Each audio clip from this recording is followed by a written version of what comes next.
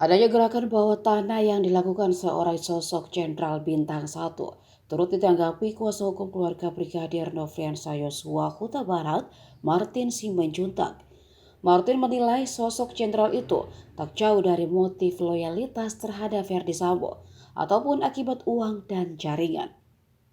Martin menekankan bahwa jabatan terdakwa kasus pembunuhan berencana terhadap Yosua itu dulu sebagai Kadif Propam Polri telah memberikan keuntungan dan kekuatan untuknya.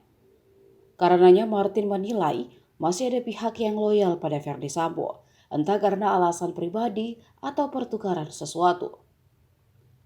Martin lantas menyoroti buku catatan warna hitam yang selalu dibawa Verdi Sambo. Buku hitam tersebut di awal-awal persidangan berjalan sudah jadi sorotan.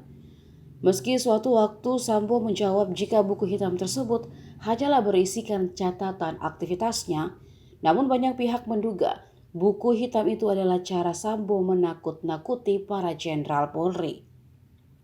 Martin pun mencurigai jika buku tersebut berisi catatan utang dalam tanda kutip dari pihak lain terhadap Verdi Sambo. Buku hitam itu, kata Martin, banyak berisikan informasi mengenai utang-utang seseorang, baik material maupun imaterial.